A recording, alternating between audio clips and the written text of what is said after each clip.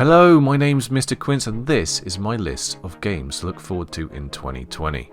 Under Night in Birth X Late CLR or Uniclear. Under Night gets another update after its growing popularity in the fighting game community.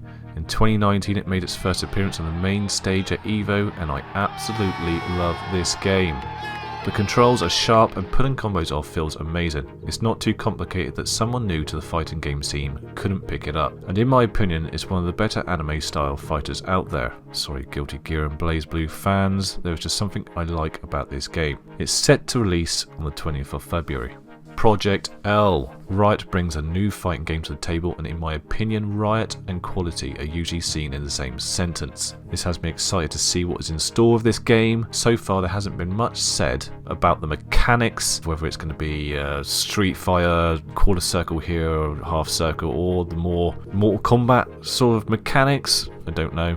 I'm hoping they bring something new to fighting games and I hope this is going to be a big hit with the well-known tournaments around the world. It certainly looks fresh. The game is anticipated to release sometime in 2020, although there has been no concrete information yet. One Punch Man, a hero nobody knows. I am totally unsure how I feel about this game. I love this series. Me and my kids enjoyed watching it and laughing our heads off, but the way the characters are moving on stage from what footage I have seen doesn't excite me as much as your more traditional one-on-one fighting game. It's reminded me of Pokken Tournament more than anything I never grew much of a thing for that game. Switching from a three-dimensional fighting field to a 2D is interesting, but I guess we're going to have to wait and see with this one.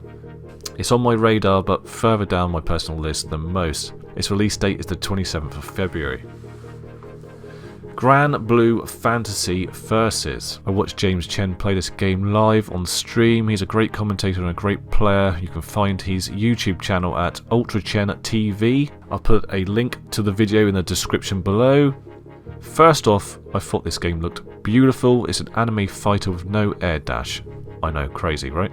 It does use auto combos a bit like Dragon Ball FighterZ, so any newcomers to the scene can pick it up and get right into it. What he's saying, every button starts a auto combo if you're in the right proximity of the other player, and depending on what button you use, whether it's light or heavy, no matter what button you push after the combo has started, it has a fixed chain of moves to follow. I'm not sure how I feel about the auto combos, but this game does look too good to ignore. I see no release date on the UK Amazon, but it is said to release on the 6th of February in Japan. I guess we will have to wait. Lots of room to do that. He is in dire straits though. Oh no. Alright, raw super. No, just simple jump back. But he got in, but he didn't manage to take advantage of his space there. Guilty Gear Strive. Being totally honest now, I have not played much of any Guilty Gear game in the past. BlazBlue, yes, and Cross Tag Battle, but not Guilty Gear for some reason. This game, this one coming, this looks like it could be the game to draw me into the series. I love the backgrounds and the way each level starts. Arc System Works have a great reputation for making the best in anime fighting games, so I'm pretty sure this is going to be a smash hit. Released late 2020.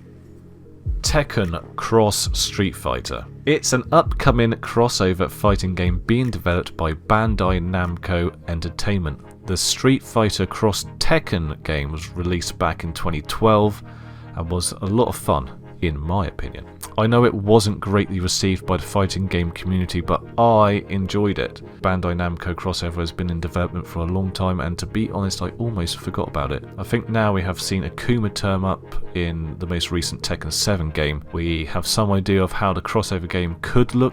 Harada has said, I was excited about Tekken Cross Street Fighter and I have a passion for it, but my logical and business thinking has me wondering if I really should do it.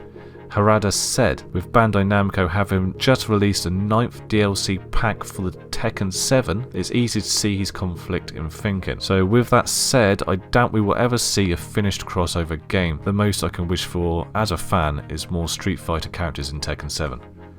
The King of Fighters 15. No release date has been given, but sometime in 2020 we should see this game come into all major gaming platforms. I am a massive SNK fan, and King of Fighters 14 was a great title and their first go at 3D character designs. I can't wait to see what KOF 15 brings after the success of Samurai Shodown. I can only imagine good things, and no doubt we will be seeing top players on this game at all major tournaments in the future. My team of the future is Iori, Leona and Terry Bogard, so watch out for me out there, guys. Games worth mentioning: Mighty Fight Federation, Metal Revolution. 2 games there. Both games coming out in 2020, and that's all I know about them. All I can say is they may appeal to someone, but it's not me, I'm afraid. Other news: Samurai Shodown Haramaru comes to Soul Calibur 6 as DLC. I love both of these games, and what a perfect character for Soul Calibur. I mean, he already has a sword.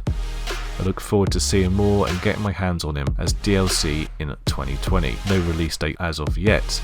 That is the fighting game news for 2020. Thanks for watching. Leave me comments below and let me know if I've missed anything worth mentioning, and I'll think about adding it in the next video. Don't forget to sub, and have a great 2020. Cheers.